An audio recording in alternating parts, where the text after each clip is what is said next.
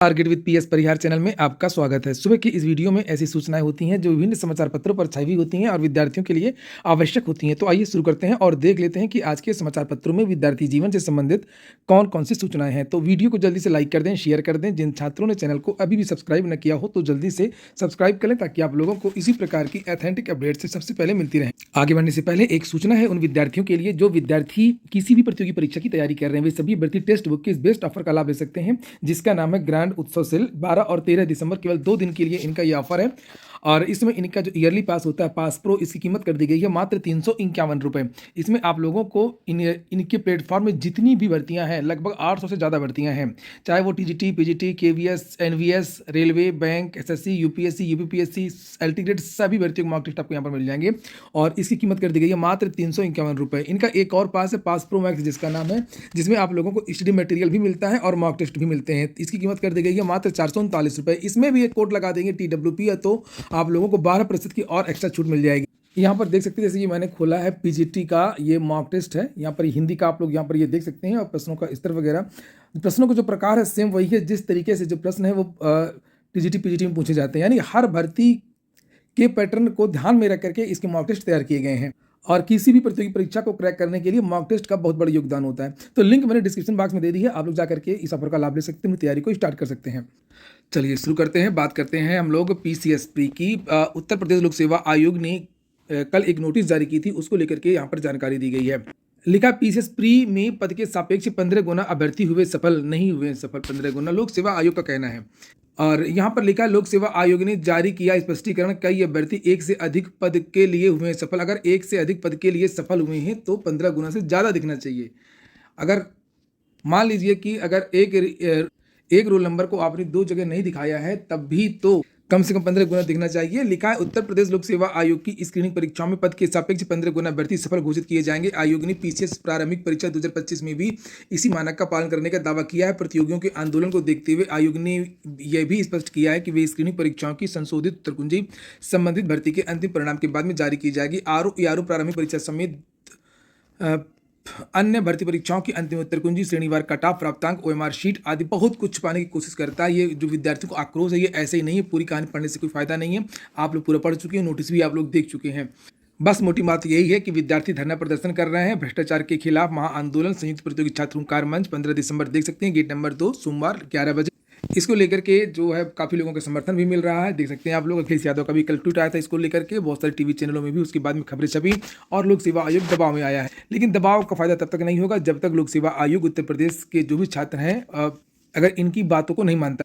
यहाँ पर लिखा संशोधित उत्तर कुंजी क्यों नहीं दी, ये देखिए इसको लेकर के भी यहाँ पर ये सफाई दी है। सफाई देने का प्रयास अब इन्होंने किया है लेकिन ये संशोधित आंसर की वास्तव में नहीं देता है, तुरंत बहुत देर बाद देता है। और लिखा आयोग की लंबी चौड़ी सफाई पर प्रतियोगी छात्रों ने सवाल खड़े किए हैं। पिछले साल आयोग के सामने आंदोलन की अगुवाई करने वालों में से एक आशुतोष पांडे का कहना है कि लोक सेवा आयोग अंतिम परिणाम के बाद संशोधित उत्तर कुंजी जारी करने को कह रहा है, लेकिन पीसीएस 21, 22, 23 का अंतिम परिणाम जारी होने और नियुक्ति मिलने के बाद अब तक संशोधित आंसर की क्यों नहीं जारी की गई। आप खुद बताइए ना, इतनी पुरानी भर्तियां हो गई, छोड़ दीजिए आप जो पेंडिंग भर्तियां हैं, ये पुरानी भर्तियां हैं, इनका परिणाम अंतिम जारी हो चुका है, इनके आंसर की जारी क्यों नहीं की गई।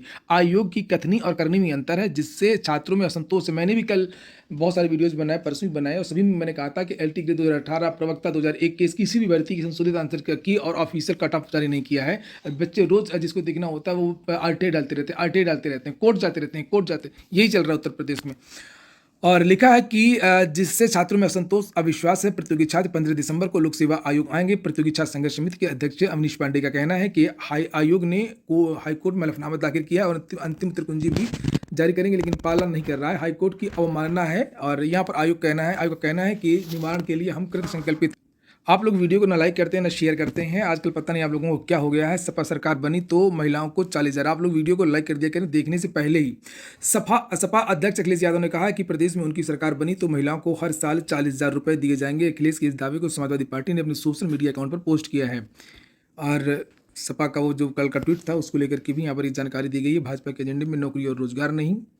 एलटी ग्रेड की गणित की उत्तर कुंजी जारी कर दी गई, उसको लेकर के जानकारी दी गई है। 17 दिसंबर तक उत्तर कुंजी देख सकेंगे और आपत्तियां दर्ज करवा सकेंगे। कुछ और भी सूचनाएं हैं यहाँ पर। वैज्ञानिक अधिकारी के 34 पदों के साक्षात्कार इसी माह। उत्तर प्रदेश लोक सेवा आयोग की ओर से विधि विज्ञान प्रयोगशाला में वैज्ञानिक अधिकारी के 34 पदों के लिए दिसंबर के अंतिम सप्ताह में साक्षात्कार होगा। आयोग की ओर से जारी विज्ञप्ति के अनुसार वैज्ञानिक अधिकारी जीव विज्ञान के 22, रसायन शास्त्र के 3 एवं कंप्यूटर फोरेंसिक क्षेत्र के 9 पदों पर भर्ती की जाएगी।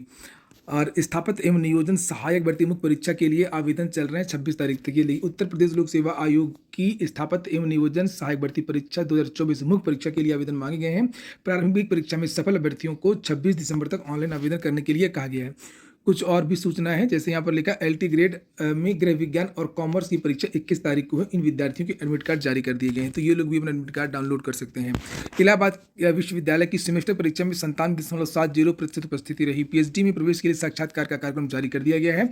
इलाहाबाद विश्वविद्यालय के वनस्पति विज्ञान खाद्य प्रौद्योगिकी केंद्र उर्दू भौतिक विज्ञान के PhD पाठ्यक्रम में प्रवेश के लिए साक्षात्कार का कार्यक्रम जारी कर दिया गया है। अभ्यर्थी संबंधित विभागों से अधिक जानकारी प्राप्त कर सकते हैं। एक बात और, TGT एग्जाम PGT एग्जाम कब तक हो सकता है? तो बस जानकारी यही मिली है कि TGT PGT का एग्जाम मार्च या अप्रैल के महीने में हो सकता है। विद्यार्थियों को भी इसके लिए इंतजार करना होगा। अभी तो चेयरमैन नहीं आए हैं और उम्मीद यही जताई जा रही है कि इसी महीने दिसंबर के महीने के अंत में शिक्षा सेवा चयन आयोग में चेयरमैन आ जाएंगे और उसके बाद में जो परीक्षाओं का कार्यक्रम है वो शिक्षा सेवा चयन आयोग जारी करेगा। तो शिक्षा सेवा चयन आयोग ने 2-3 तारीखें जो है वो अपनी नियत करी हैं और अगर फाइनल हो जाएगा तो मार्च या अप्रैल के महीने में आप लोगों की TGT और PGT की परीक्षा संपन्न हो जाएगी। और अगले महीने ही हो सकता है कि TGT PGT का विज्ञापन भी जारी कर दिया जाए जनवरी के लास्ट में।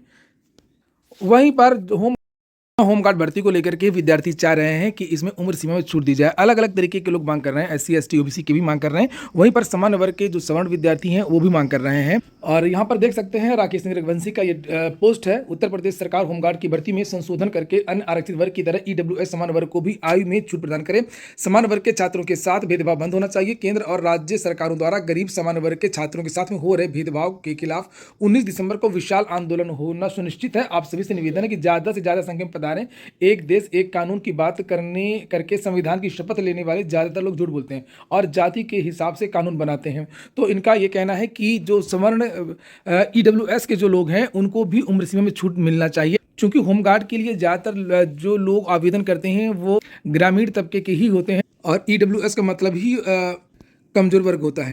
अगली सूचना बिहार की भर्ती को लेकर के है। यहाँ पर आप लोग देख सकते हैं पदों के रोस्टर को लेकर के जानकारी दी गई है। समीक्षा के क्रम में पाया गया कि TRE-4 के तहत रोस्टर समाशोधन हेतु अभी तक मात्र 17 जिलों से रोस्टर समाशोधन होकर के मुख्यालय को प्राप्त हो चुका है। शेष 21 जिलों में संचिका जिला पदाधिकारी के स्तर पर लंबित है। इस हेतु निर्देश दिया गया है कि सभी जिला शिक्षा पदाधिकारी अपने अपने जिलाधिकारी से मिलकर के 1 सप्ताह के अंदर आरक्षण समाशोधन की कार्रवाई सुनिश्चित कर लेंगे।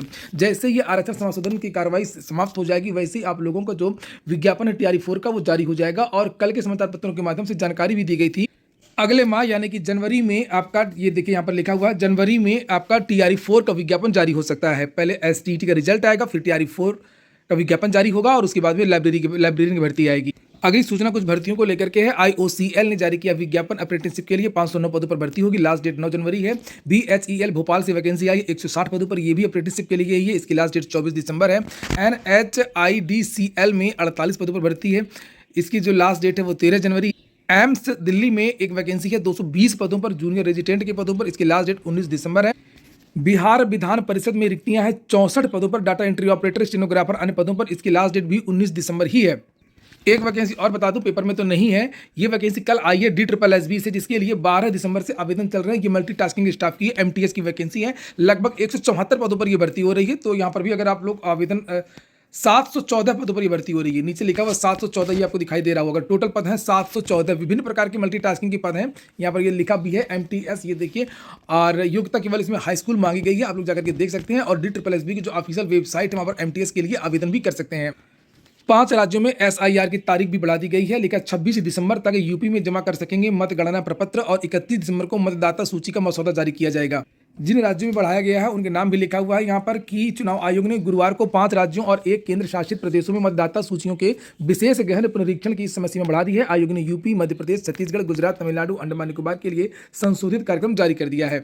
तो उत्तर प्रदेश में लिखा 11 से बढ़ाकर के 26 तक आप लोग जमा कर सकते हैं। आज के वीडियो में इतना ही। पूरा वीडियो सुनने के लिए बहुत बहुत धन्यवाद।